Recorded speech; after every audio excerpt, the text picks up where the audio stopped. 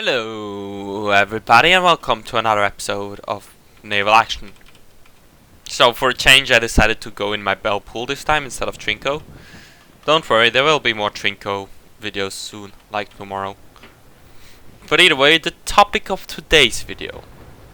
And this is a feature which, if you read my or watched my latest Naval Action video, you might have heard very short about. And it has to do with production buildings, which is something which I personally have been looking forward to.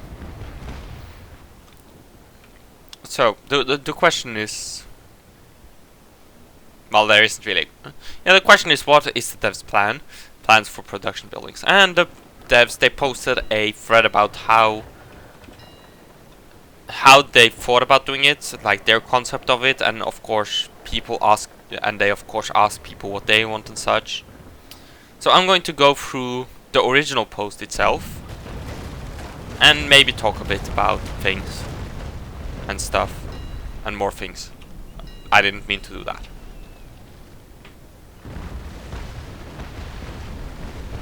Ow. So, let's just go on. So, first of all, the devs plan on having 7 building types. Shipyard, which builds, well, the ships. Workshop, which build the upgrades for the ship, such as things and stuff. Forge, which is forging metal things and thingamadoohickey. Academy for crafting nodes, crew and officer training, marines training, etc. Forestry for growing timber and wood and shit, and logs and trees and stuff like that. Mine for mining things like gold, copper, iron, silver. And plantations might be added in the future if crew provisions and fishing becomes a thing. How buildings will work. So, let's quickly go. Nah, there isn't much really to say about the production buildings, although I hope fishing becomes a thing.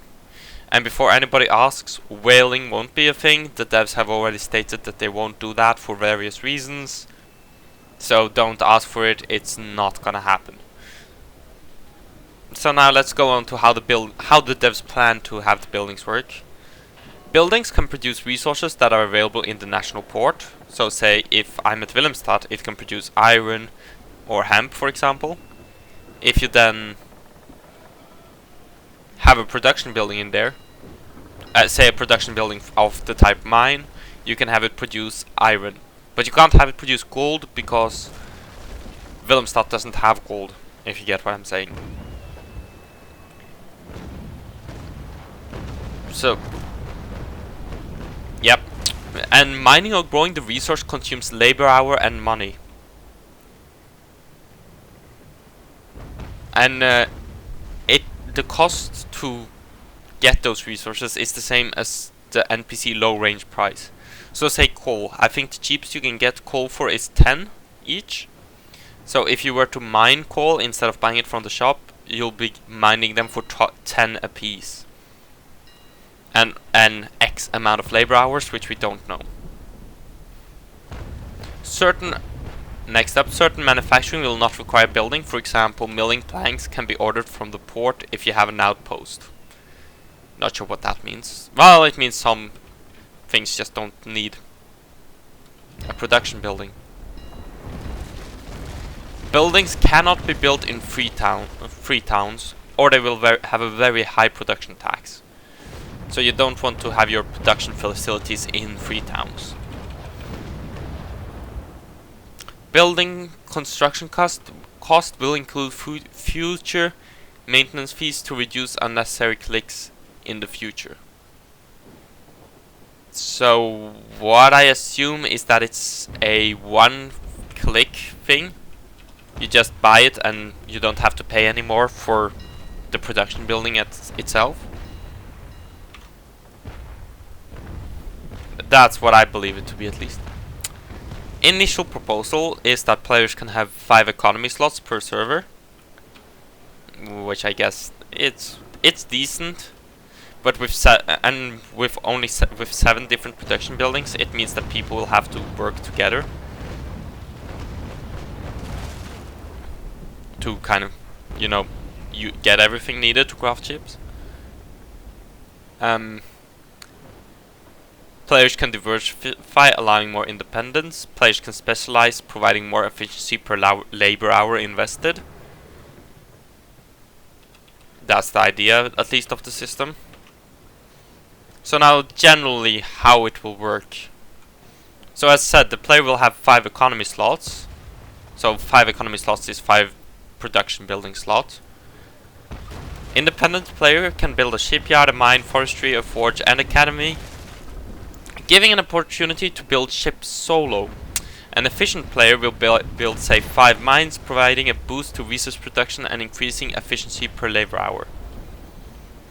So basically, if you're in a clan, what you want to do is have, like a bit like we have now, you have 1 or 2 or a couple of guys, a few number, focusing on crafting the ships itself. Then you have some other guys focusing on getting the resources. And then you have some other guys crafting those resources into materials which the shipbuilders then can use to craft the ships. Of course, this means that... this also means, though, that if you're playing solo, all the resources and such will still be accessible to you. You still have enough slots in theory to make the ships themselves. Or, of course, you can buy from the shop the resources. So that's the theory, and to the examples provide, or the devs provided an example how they thought it would work. So say 5 players who have 5 mines will produce 1000 iron ore per day, while 1 player with 5 mines will produce 1500 iron ore per day, which means that the focusing or the specialization is very useful thing for clans. So it promotes group play, which I'm a thorough believer that this is a group game, not a single player game. Not a single player as in offline single player, but like you play alone. I don't believe this is a play alone game. However, if you want to,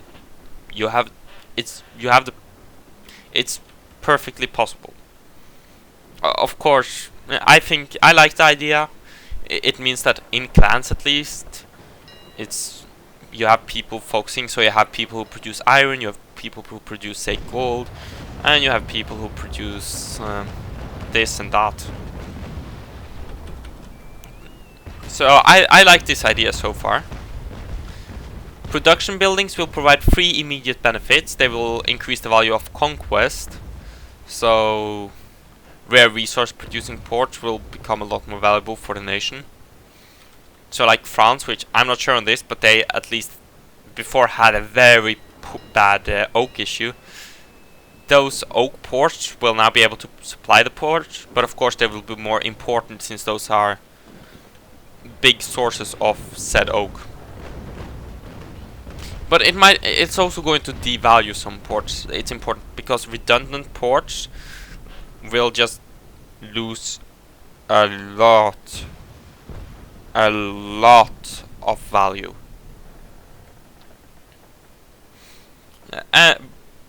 So next point that they do immediate benefits according to the devs: scalable supply, so more players, more supply, less players, less supply. And this is my favorite part of this entire thing: guaranteed supplies and less contract wars. Yes, that's the best thing about the production buildings, in my opinion. And oh well, it might come in the next patch, so hopefully it'll be good. You gotta get people organized so that you have certain people doing certain things. Oh, well, wait a minute till I have better. I thought about taking a screenshot. The Belpool is a pretty ship, I have to say. I like the Trinco more, but in terms of looks, the Trinco is also an entirely different class of ship. But the Belpool is pretty. Either way, let's get a picture of that booty. Either way, and let's go continue. Additional proposed changes to economy. Blueprint's learning chance will depend on the crafting level or academy building level. which is nice since right now it's random. Like, you have people who've built 50 frigates and haven't gotten a Trinco recipe, and then you have people like me who built 2 frigates and got a Trinco recipe, and those were 2 basic frigates as well. The better quality ship, the higher chance of recipe. So crafting level, like increasing the, I like that idea of increasing the chance of getting a recipe the higher crafting level you are, so that you don't end up with situations where people are level 40 but haven't learned, say, the Trincomaly recipe. Next up, delivery quests, so more quests for you to do. Price report letter, so it'll be just like the useless ship reports letter, but for prices. Low grade, mid grade, and high grade crafting notes, which is, I like that, because then you could say frigates use mid grades, which are cheaper than the high grade for the ships of the line, and the brigs and the small ships use low grade, which are cheaper than the frigate ones, which will promote the use of higher quality small ships.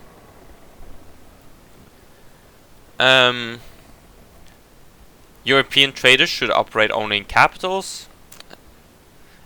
And for those of you who don't know, European traders is a thing that if you have 3 times, say the port produces oak, but it's empty all the time. If you put a price of 3 times what the highest port price is, so oak is 55, so 3 times of that would be 165 plus 1, so 166. That contract will, I'll just do this for shits and giggles. That contract will automatically fill up. It got broken. Okay. It'll automatically and immediately fill up, so that they only operate in capitals is probably a good thing. Of course, the problem with that is that it's going to make some resources impossible to get, because as far as I gathered, it only works in the ports which produce those things, although I might be wrong. I haven't really tested it too much, so I might be wrong.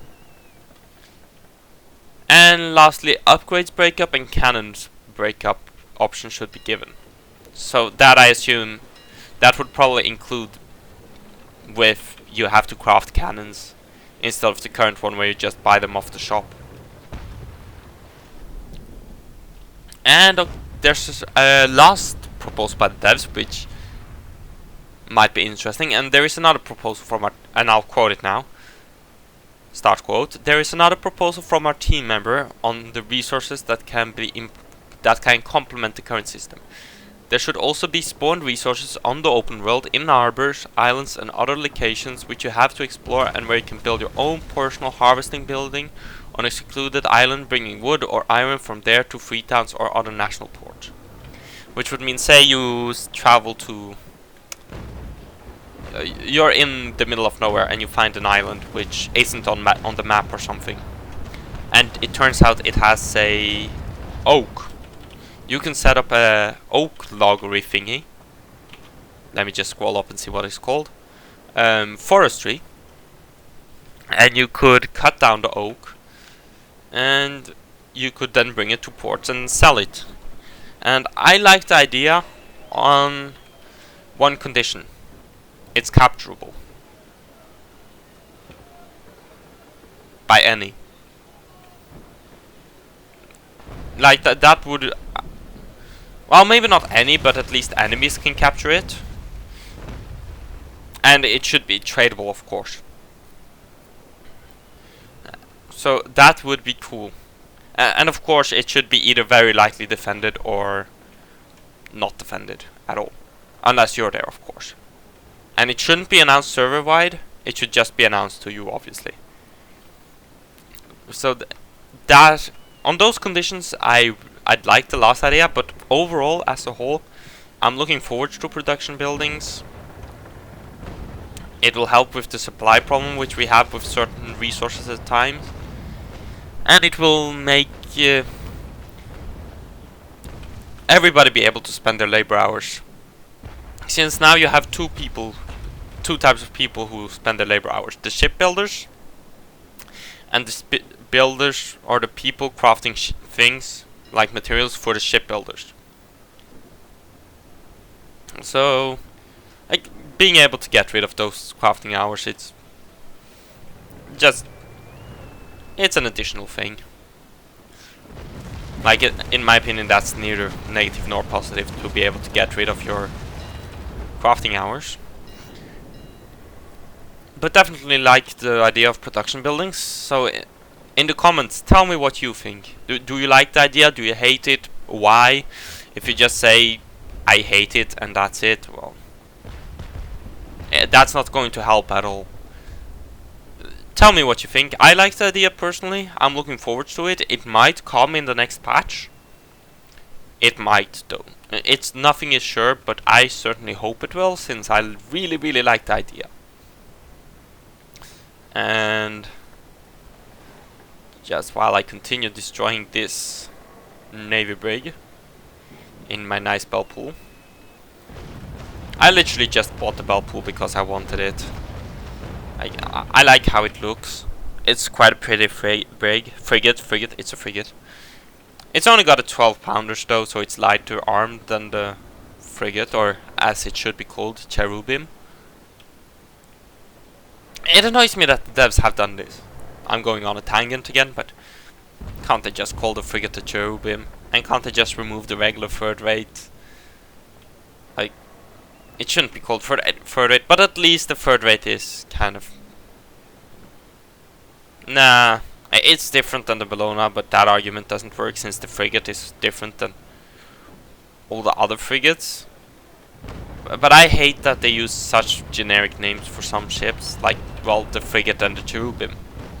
Hopefully we'll see a change in that, but that's tangent. Either way, just comment on whether you like it, hate it, tell me why. And I hope you enjoyed watching this episode. Thank you for watching, and I'll see you next time. Bye!